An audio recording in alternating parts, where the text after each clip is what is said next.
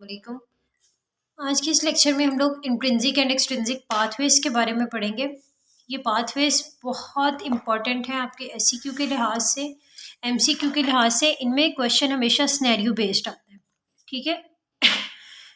Question में वो कोई सिनेरियो आपको देंगे और वो पूछेंगे कि जी आप बताएं हमें कौन सा पाथवे इन्वॉल्व होगा, और फिर उस पाथवे को ड्रॉ करके बताएं कि उसमें आपके कौन कौन से क्लॉटिंग फैक्टर्स इन्वॉल्व होंगे।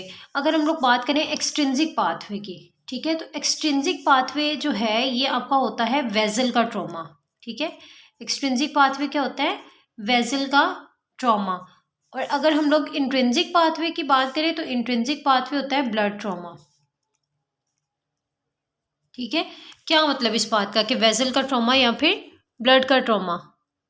होता क्या है हमारे पास कि अगर हमारी वेसल को कोई कट आया है, ठीक है, हमारी वेसल को कोई कट आया है, ये देखिए एंडोथेलियल सेल्स की स्मूथ लेयर होती है वेसल के अंदर।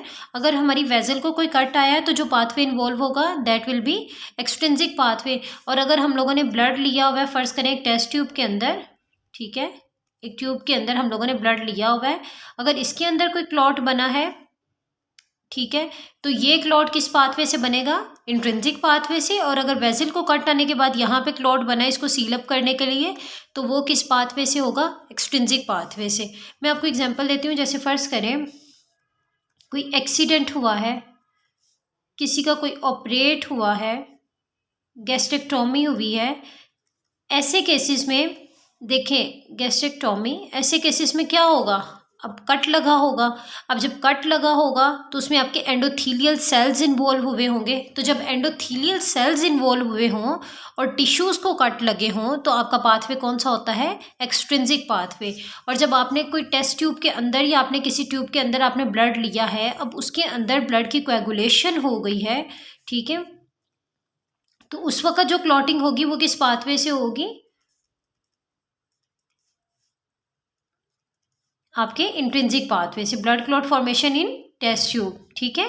आपके इसमें ब्लड क्लॉट बन गया है या आपके अंदर बिना कट लगे वेसल के अंदर जो है वो क्लॉट्स बनना शुरू हो गए हैं, तो वो भी किस पाथवे से होंगे? इंट्रिंसिक पाथवे से।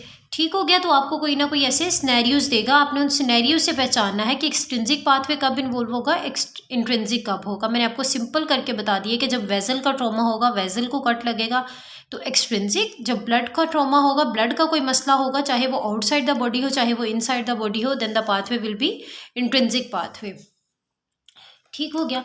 अब हम लोग देखते हैं कि इन पाथवेज को हम लोग ड्रॉ किस तरह से करेंगे। सबसे पहले हम लोग डिस्कस करेंगे एक्सट्रिंसिक पाथवे को।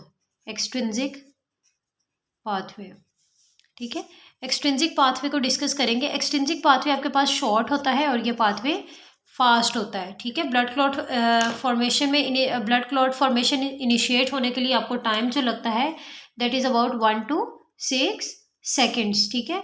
तो आपके पास हुआ क्या है? देखिए, टिश्यू ट्रॉमा हुआ, मैंने कहा था वेजल का ट्रॉमा हुआ, वेजल को कोई कट लगा या टिश्यूज़ का कोई मसला बना, टिश्यू ट्रॉमा हुआ, रिलीज क्या होगा आपके पास? टिश्यू फैक्टर्स, ठीक है, टिश्यू फैक्टर रिलीज होगा। अब जब टिश्यू फैक्टर रिलीज होगा वो क्या करवाएगा? फैक्टर 7 को कन्वर्ट करवाएगा 7A में।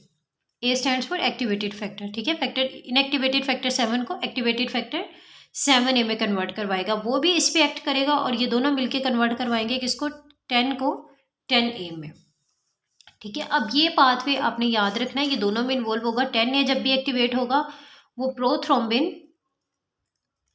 एक्टिवेटर को एक्टिवेट करेगा, प्रोथ्रोम्बिन एक्टिवेटर को एक्टिवेट करेगा। प्रोथ्रोम्बिन एक्टिवेटर आप लोगों ने पहले भी पढ़ा है पिछली वीडियोस में भी कि प्रोथ्रोम्बिन एक्टिवेटर क्या करवाएगा? प्रोथ्रोम्बिन को थ्रोम्बिन में कन्वर्ट करवाएगा। अगला पाथवे भी आपको पता है कि थ्रोम्बिन क्या करवाएगा? वो फिब्रिनोजिन को फिब्रिन मोनोमर्स में कन्वर्ट करवाएगा, फिर क्रॉस लिंक फिब्रिन फाइबर्स बनेंगे और आपका वीक क्लॉट बन जाएगा। अब ये जो थ्रोम्बिन होता है ना, ये फैक्टर 5 को भी एक्टिवेट करवाता है, तो फैक्टर 5 भी प्रोथ्रोम्बिन एक्टिवेटर की फॉर्मेशन में इन्वॉल्व होता है। उसके अलावा प्लेटलेट फॉस्फोलिपिड्स जो हैं, प्लेटलेट फॉस्फोलिपिड्स प्रोथ्रोम्बिन एक्टिवेटर को एक्टिवेट करते हैं और प्रोथ्रोम्बिन को थ्रोम्बिन में कन्वर्ट करवाते हैं। ठीक हो गया। अब कैल्शियम जो है वो आपके पाथवेज के स्टेप्स में बहुत इंपॉर्टेंट होता है, ठीक है। ब्लड कोएगुलेशन में कैल्शियम का बहुत इंपॉर्टेंट रोल होता है, ठीक है। तो कैल्शियम आपने हर स्टेप पे ऐड करते जाना है। ठीक हो गया। कैल्शियम के बगैर ये स्टेप्स पॉसिबल नहीं है। तो ये था आपका एक्सट्रिंसिक पाथवे। ठीक है, इसको आपने याद किस तरह से करना है कि टिश्यू ट्रॉमा हुआ है तो टिश्यू फैक्टर रिलीज होगा।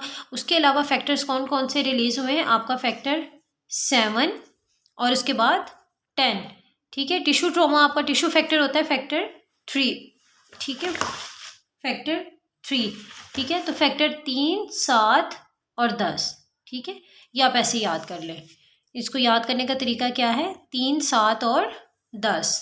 ठीक है, एक्सट्रिंसिक पाथवे 3, 7 और 10। पहले फैक्टर 3 एक्टिवेट होगा, फैक्टर 3 इज टिश्यू फैक्टर, उसके बाद फैक्टर 7A में और उसके बाद 10A में।